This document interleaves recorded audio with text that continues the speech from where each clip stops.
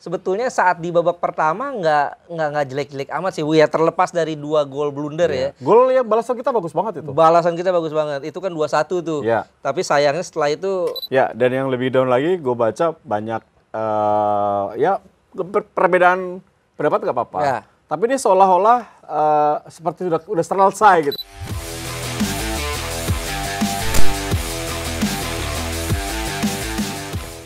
Oke, di atas kertas semuanya indah, di atas kertas semuanya sempurna. Wah, kalau udah ngomong kayak gini berarti ada konten yang akan gue bahas. Tapi tentunya tidak sesuai dengan ekspektasi kita. Tinggal bagaimana kita menyikapinya. Nah, itulah di atas kertas kembali hadir. Yang sahabat gue. Bro, sehat? alhamdulillah. Assalamualaikum. Waalaikumsalam. Waduh, enak banget Ini ya. udah Adem. berapa purnama kita bareng ya? Lama. Lama ya. Karena lu selalu dipasangkan dengan yang muda, gue dipasangkan dengan yang tua ya. Nah, kalau sekarang pas deh, ya kan sama-sama muda.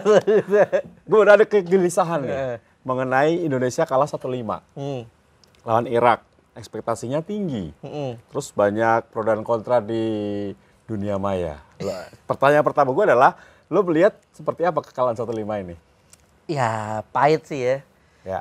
Padahal sebelum pertandingan gue udah punya perkiraan bahwa ini ya buat dapat 1 poin sih masuk akal. Seri. Kenapa gue bisa bilang begitu? Karena ini Irak, Jesus Casas pelatihnya bisa dikatakan apa ya, masih mencari.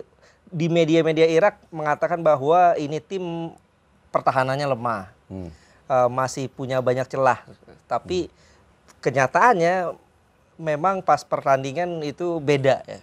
Irak mainnya bisa dikatakan mendekati sempurna. Ya.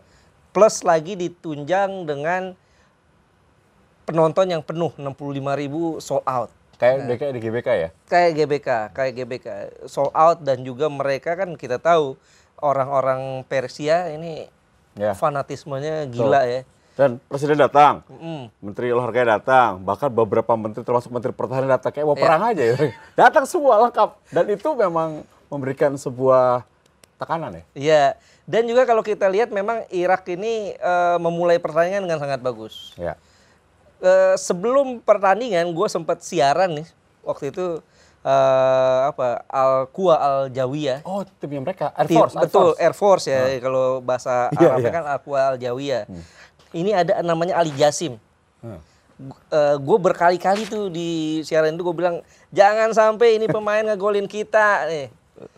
Dan ternyata bagus, dan gara-gara dia Jordi Amat bikin gol bunuh diri. Dia sama Aiman lah ya, berdua itu ya. Betul, ini emang gue udah lihat di situ, ini bahaya nih, ngeri. Tekukan bolanya itu bisa bikin patah pinggang. Kayak Ais zaman dulu lah. Sedap. Waktu zaman lu masih bagus ya, Ais. Oke, tapi secara strategi seperti apa? Apakah memang ini ada kesalahan miss dari strategi Sinteyong, ataukah memang lawan jauh di atas kita? Iya, Sintayong kemarin kan pakai 5-3-2. Gue sih nggak menyalahkan sepenuhnya strategi itu ya, karena ada beberapa pandit kan menyalahkan kenapa defend. Kalau gue masuk akal. Pandit? Iya ada. Emang mereka pelatih? Susah loh. Ada ya. Okay. Teman-teman juga pasti tahu dong ya, yang gue maksud. Tapi gue tidak sepenuhnya menyalahkan strategi itu. Sintayong realistis bahwa tim yang dihadapilah levelnya jauh di atas Indonesia, 68 rankingnya kita 145. Kemudian pemain-pemainnya juga levelnya level Asia betul-betul ya. Kalau kita kan Asia masih coba-coba nih gitu. Kemudian dengan strategi itu menurut gue masuk akal. Strategi yang cukup realistis yang pernah digunakan oleh Sintayong saat main menghadapi Argentina, nomor 1 dunia. Dengan pola 5-3-2, tapi ya beda ya atmosfernya. Menghadapi Argentina walaupun nomor 1 dunia, juara dunia, tetap saat itu atmosfernya adalah atmosfer main di kandang sendiri. Kedua juga atmosfernya adalah pertandingan persahabatan, bukan yang kompetitif. Jadi tekanannya beda. Nah, yang gue paling soroti dengan strategi 5-3-2 itu adalah di tengahnya ini gitu loh. Kenapa yang dimainkan ini Adam Alis gitu. Ricky, Klok, Adam Alis ya? Ricky, Klok, Adam Alis. Gue melihat Adam Alis ini ingin diplot sebagai penggantinya Marcelino Ferdinand. Kalau gue melihatnya seperti itu. Tapi kenyataannya nggak dapet. Gue sebetulnya berharap menghadapi Irak yang dibutuhkan ini adalah tukang tabrak. Seorang Rahmat Irianto. Sehingga 3 ini nih kuat nih. Dan juga sayangnya Kambuaya tidak dalam perform terbaik ya. Sehingga Klok yang kelabakan sampai-sampai dia blunder. Gol pertama dia. Gol pertama dia. Harusnya kalau seandainya Klok langsung buang tuh selesai ya. Dan juga gara-gara 3 gelandangnya ini sering bocor, langsung ketemu dengan 3 pemain belakang. Ini yang menurut gue bikin Jordi Amat, Bagot dan juga Rizky Ridho kelabakan. Jadi di malam itu memang semuanya underperform. Ya kombinasi lah ya. Udah mulai dari strategi yang salah, tekanan dari penonton lawan, dan juga tentunya underperform semua ya. Betul ya, dan juga kalau gue nilai sebetulnya saat di babak pertama nggak jelek-jelek amat sih. Ya terlepas dari 2 gol blunder ya. Gol yang balasan kita bagus banget itu. Balasan kita bagus banget. Itu kan 2-1 tuh. Tapi sayangnya setelah itu kebobolan lagi. Dan sayangnya pas saat 3-1 gue lihat STY mulai nafsu gitu loh. Dia mengubah pola 5 backnya dengan pola 4 back kan. Kemudian juga dia menarik seorang Mark Klok. Kemudian dia mendorong Jordi Amat sebagai gelandang bertahan. Nah dari situ yang menurut gue tuh banyak jadi bolong dah tuh di belakangnya. Dan memang kita underperform ya. Kapten juga Asnawi nggak main dalam terbaiknya. Dan pemain-pemain kita harapkan biasanya tampil bagus, kemarin tidak. Apakah ini salah satu juga masalahnya kita sering main di kandang? Nah itu dia. Ketika juga main di luar, betul, tekanannya tinggi. Betul, sepakat gue. Kita terakhir main kandang ya saat menghadapi Brunei. Terus juga main kandang saat kita di Piala AFF Januari lalu. Main away. Main away maksud gue. Main away di Januari lalu Piala AFF. Sudah cukup lama. Sementara kita uji coba lawan Argentina, kemudian juga Turkmenistan. Di kandang Palestina, semuanya di kandang. Sehingga mentalitas away kita masih minim. Itu yang bikin kemarin terlihat sekali pemain-pemain kita kayak tertekan dengan pressure. Terlebih lagi dengan 2 gol awal itu. Blundernya Mark Klok dan bunuh dirinya Jordi Amat itu bikin makin down. Setelah down tuh sulit ngangkatnya tuh. Ya, dan yang lebih down lagi gue baca banyak perbedaan pendapat nggak apa-apa. Tapi ini seolah-olah seperti udah selesai gitu. Padahal ini baru pertandingan pertama ya.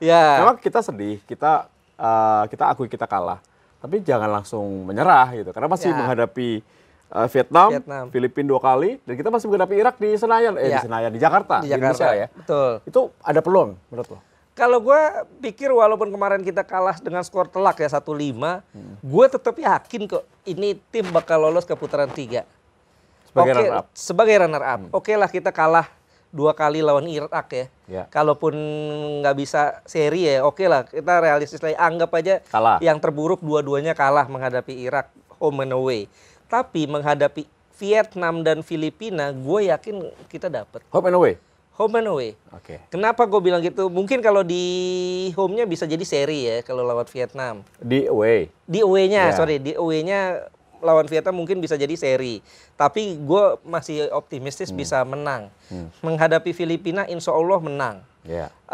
Kenapa gue bilang bahwa menghadapi Vietnam kita bisa menang? Karena Vietnam sekarang beda dengan Vietnam di eranya Pak Hang Seo.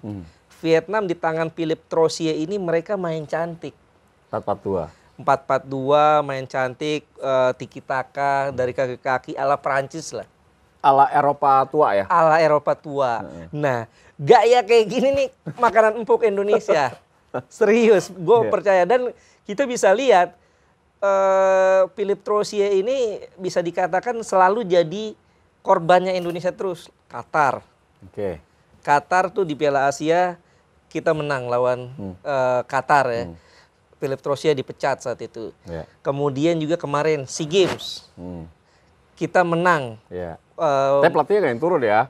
Walaupun pelatihnya Coach Indra Syafri. Ya, asistennya? Enggak, Philip Trosye saat itu. Philip Trosye. Okay. Pelatihnya Philip Trosye saat itu dan kita menang. Sampai Pak Hang Seo yang lagi nonton tuh banting botol.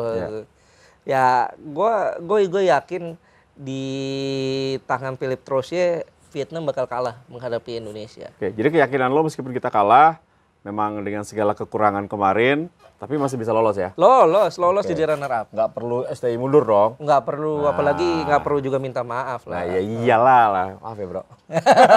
Kalau minta maaf emang lebaran. Ya sekarang gue heran nih, maksudnya gini, harusnya kita mendukung ya.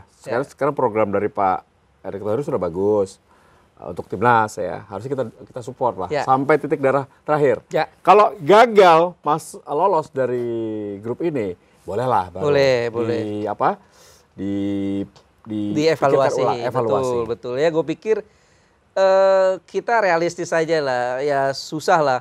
Yang namanya membangun timnas, kita nggak bisa narik pelatih manapun langsung bagus. Apalagi modal kita jelek. Nah itu dia. Gini loh, tim-tim seperti Thailand, Vietnam, Singapura, bahkan Malaysia, klub-klubnya itu rutin main di UEFA Champions League. Iya, AFC Champions League, Liga Champions Asia. Thailand bahkan 2. Kemudian juga JDT-nya Malaysia rutin. Vietnam juga. Bahkan Singapura juga. Lah kita ini loh. Bulan-bulanan selalu. Di AFC Champions League tahun ini aja nggak lolos.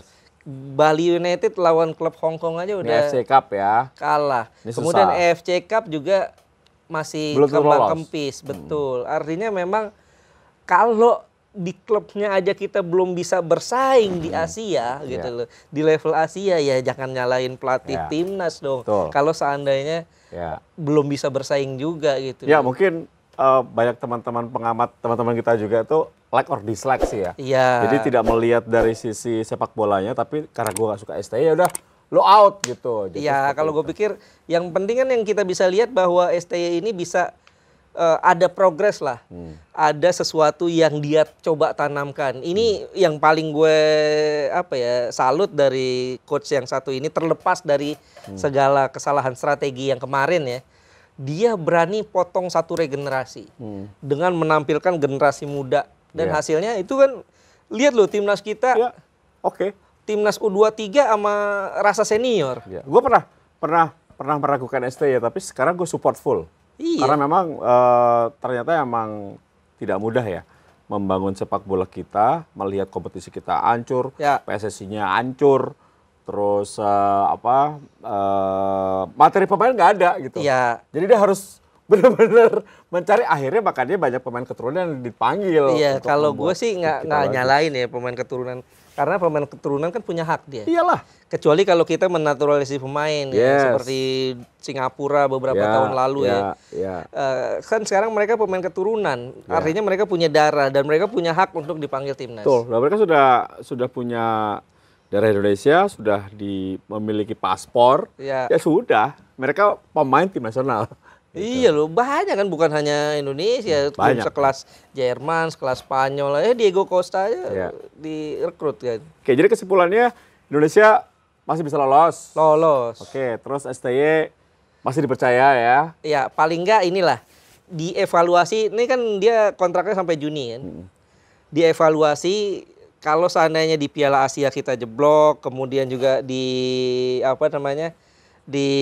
kita nggak lolos ke putaran ketiga, barulah silakan dievaluasi seperti apa. Gitu. Tapi dia bilang, saya yakin lolos 2026 Piala Dunia loh. Kalau Piala Dunia sih berat ya. Dia bilang seperti itu. Jadi berarti sudah ada planning dong dengan PSSI, ya mungkin kita nggak tahu ya. Mereka akan mengambil siapa pemain siapa, kemudian akan ada program apa. Kita doakan aja yang terbaik. Ya mudah-mudahan. Amin lah kita. Amin. Mumpung gue masih hidup, pengen banget Indonesia masuk Piala Dunia tanpa sebagai tuan rumah. Iya. Ya Kak? Betul. Setuju. Oke. Itulah opini dari Bung Ais. Tentunya juga gue sepakat bahwa kita tetap support tim nasional, kita support pemain, kita support pelatih semaksimal mungkin. Ya, jangan ada kata like or dislike. Oke, kita ketemu lagi di episode Tes 10 TV, tentunya di atas kertas. Tino Bro, Abdul Haris, sign out. Bye.